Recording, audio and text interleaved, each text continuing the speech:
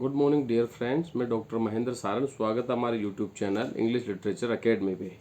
तो आज सभी विद्यार्थी, आज हम इस वीडियो में एमए प्रीवियस के एग्ज़ाम पैटर्न के बारे में बात करेंगे। तो जो भी विद्यार्थी राजस्थान विश्वविद्यालय, शेखावाटी यूनिवर्सिटी, मत्स्य यूनिवर्सिटी, ब्रज यूनिवर्सिटी, भरतपुर से जो सारे विद्यार्थी हैं वो इस पर फोकस करें, क्योंकि ये वीडियो जो है बहुत ही महत्वपूर्ण है उनके लिए और एग्ज़ाम के लिए फ़ायदेमंद होगा। तो मैं बात कर रहा हूँ एमए प्रीवियस के थर्ड पेपर के बारे में। है कुछ यूनिवर्सिटीज़ में फर्स्ट और सेकंड पेपर हो चुका है, कुछ में नहीं हुआ। मैंने वो वीडियो पहले बना रखा है, तो उस वीडियो को देखें। आज अपन इसमें बात करेंगे थर्ड पेपर की। पेपर जो है वो प्री रोमांटिक है, रोमांटिक्स है। तो मैं बात करना चाहूँगा इसमें सबसे महत्वपूर्ण प्रश्न क्या है, उसे कैसे हल करना है। तो मैं बात करना चाहूँगा पहले सेक्शन ए की। तो ज़रूर ध्यान दें, सेक्शन ए में आपके विलियम कॉलिंस की दो पोएमों, ओड टू सिंप्लिसिटी और ओड टू इवनिंग। ध्यान रहे, सेक्शन ए में से जो आपको लर्न करना है वो विलियम कॉलिंस और Thomas Gray.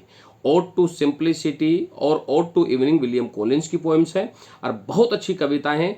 Ode to simplicity है, उसमें वो 9 छंद में वह सिंप्लिसिटी का वर्णन करता है, वह सिंप्लिसिटी को सत्य की बहन बताता है, वह सिंप्लिसिटी की तुलना हेबुला के समुद्र तटों से करता है और संत वाणी से करता है। इस तरह से कई तरीके से वो सिंप्लिसिटी का मतलब कि व्यक्ति के जीने का जो साधारण तरीका, उसके बारे में कवि बात करता है कि किस तरह से सिंप्लिसिटी में जो मानवता, जो नैतिकता जो दिखाई देती है वो कैसी है, उसके बारे में यहाँ पर कवि एक पूरी तरह से वर्णन करता है। बहुत अच्छी कविता है। ओड टू इवनिंग में कवि जो है वो पेस्ट्रोल ब्यूटी का वर्णन करते हुए वह रात्रि के समय का वर्णन करता है कि किस तरह से रात्रि जो है उसमें किस तरह की आवाज़ वो सुनाई देता है, किस तरह का वातावरण हो जाता है। फिर कवि जो है वो उन खंडरों में जाना चाहता है और उन खंडरों में जाकर के वह रात्रि के उस एकांत वातावरण को फील करना चाहता है। इस तरह की बातें इस कविता में कॉलिंस के द्वारा की जाती है। दोनों कविताएं महत्वपूर्ण है।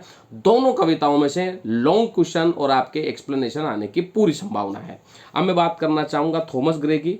थॉमस ग्रे की जो कविता है ode on the distant, odd on the day, तो माय फेवरेट के वेरी मोस्ट इंपोर्टेंट कविता है, जिसमें सेलिमा नाम की एक बिल्ली है, जिसमें सेलिमा नाम की एक बिल्ली रहती है, क्योंकि ये कवि के मित्र के घर की घटना है, वॉलपोल की। उसके सेलिमा नाम की एक बिल्ली रहती है जो एक एक्वेरियम में वह चमकती हुई मछलियों को देख करके वह उन्हें पकड़ने की कोशिश करती है और उसमें टम्बल्ड होकर के वो उसमें गिर जाती है और मर जाती है। तो यहाँ पर एक तरह से सटायर भी किया गया है कि किस तरह से औरतें जो है वो ज्वेलरी के पीछे जाती है और वो अपने जीवन का नाश कर लेती है। और इसमें है ode on the distant prospect of Eton college, जिसमें कभी इटोन कॉलेज में वह किस तरह का उसने जीवन व्यतीत किया, वहाँ पतझड़ कैसा था, बसंत कैसा था, किस तरह से वो खेतों में घूमता था, किस तरह थेम्स नदी पे जाता था, किस तरह का वो समय बिताता था, उसके बारे में वर्णन है। दोनों कविताएं बहुत महत्वपूर्ण हैं। अब मैं बात करना चाहूंगा सेक्शन बी की। सेक्शन बी में आपके 4 राइटर है, वर्ड्सवर्थ है, कोलरिज है, शेली है और किट्स है।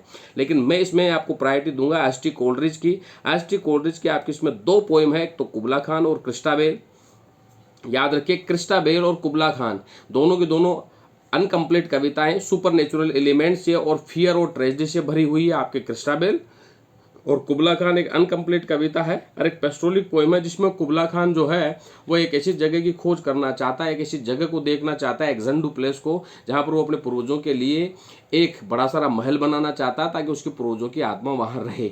तो वहाँ पर वो किस तरह से एल्प नदी का वर्णन करता है, किस तरह से वहाँ की सुंदरता को बताता है, किस तरह से पेस्ट्रोल ब्यूटी को वह यहाँ पे दिखाता है, उसे आप पूरी तरह डिटेन करें।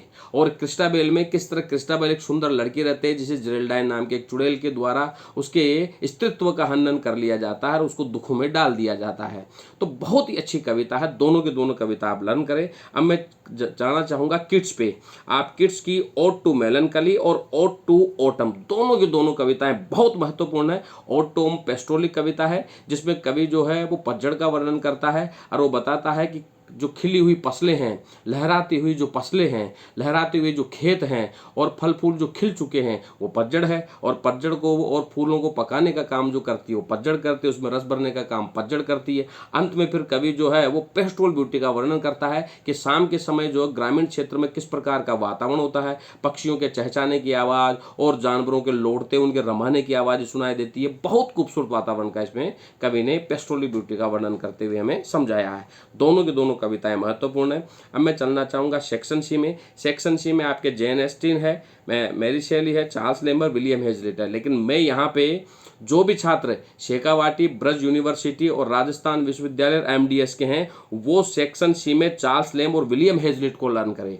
चार्ल्स लैम्ब में आपके ऐसे ऑफ इलिया में से लिए गए हैं और इसमें इम्परफेक्ट सिंपैथी और ड्रीम चिल्ड्रन, बहुत ड्रीम चिल्ड्रन कवि के खुद के ऑटोबायोग्राफिकल ऐसे है जिसमें वो अपने बच्चों को कहानी सुनाते हुए वह अपनी दादी के बारे में बताता है और अपने भाई जॉन के बारे में बताता है। और इम्परफेक्ट सिंपैथी में वह किस प्रकार लोगों के जीवन चरित्र के बारे में बताता। दोनों के दोनों बहुत अच्छे निबंध हैं, आप इन्हें जरूर लर्न करें। और विलियम हेजलिट के आपके टेबल टॉक में से लिए गए हैं on the ignorance of learn, के किस प्रकार बड़े विद्वान जो हैं वो कैसी गलतियां करते हैं उसके बारे में बताया। और ऑन फेमिलियर स्टाइल, दोनों के दोनों निबंध बहुत महत्वपूर्ण है। इनमें से हेजलिट और लैम्ब में से लॉन्ग क्वेश्चन भी आएगा और एक्सप्लेनेशन भी आएगी।